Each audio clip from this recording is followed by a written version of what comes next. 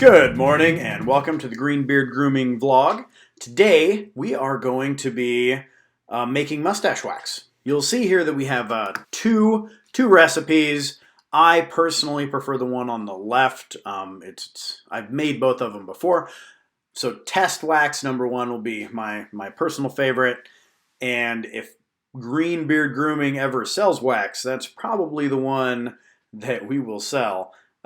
Test wax number two is your more standard mustache wax. No rosin in this one, which is pine sap, basically tree sap. So test wax number two is the standard mustache wax.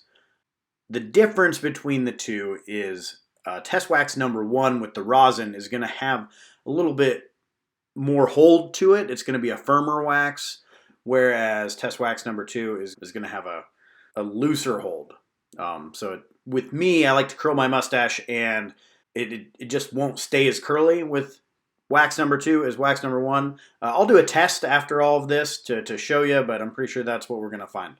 So let's do this. All right.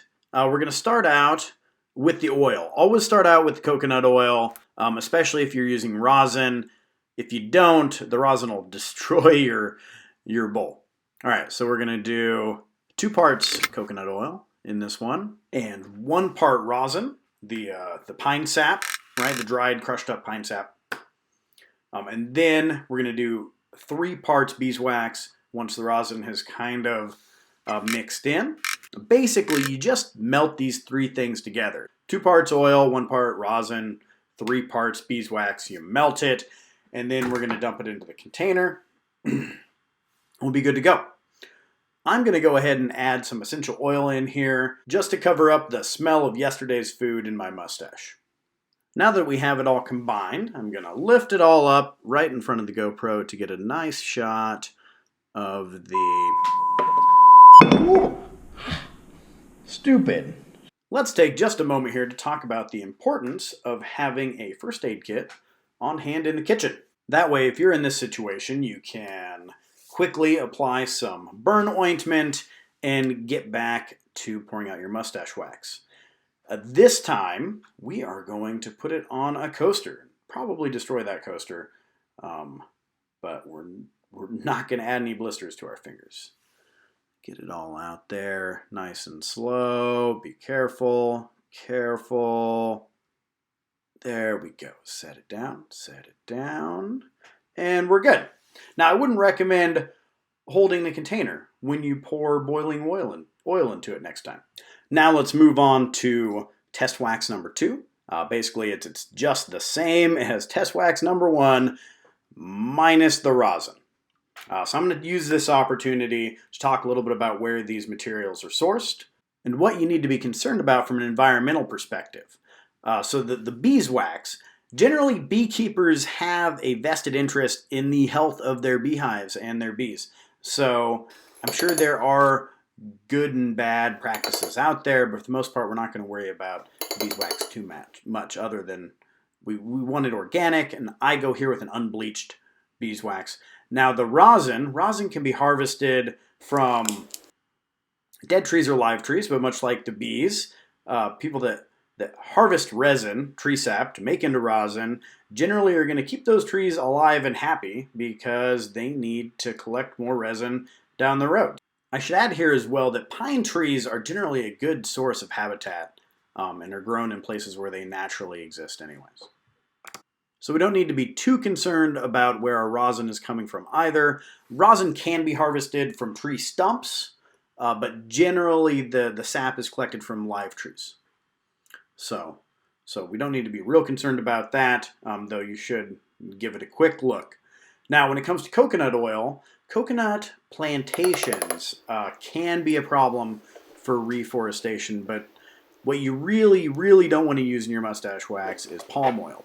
Palm oil is commonly used in lotions and foods to make them smoother and as a stabilizer, and they are terribly detrimental to the environment where those palm oil plantations are. Much, much worse than, say, coconut oil, for instance.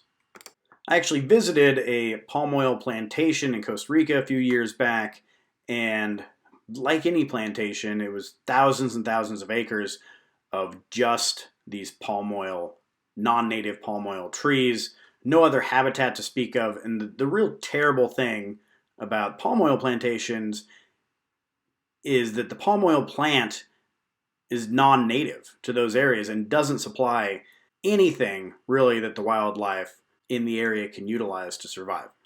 Now, the same argument can be made really for coconut oil plantations or any farms, really. Farmland is the major cause of deforestation around the world. I really should have mentioned this earlier.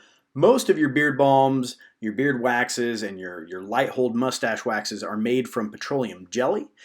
No matter what type of oil you use, if it's plant-based, it's going to be more sustainable than petroleum jelly, and petroleum jelly is what most everyone uses. I'd like to supply you with a quick update on the Kickstarter project. We plan on submitting everything to Kickstarter on Thursday or Friday this week and going live with the campaign in early March.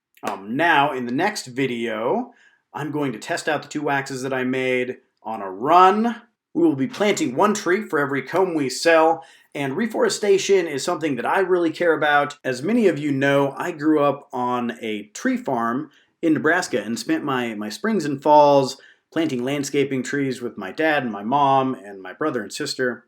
And the great thing about planting trees growing up is you can drive around with your parents years later and revisit some of the trees that you planted around your community and just appreciate the beauty that you brought to your community.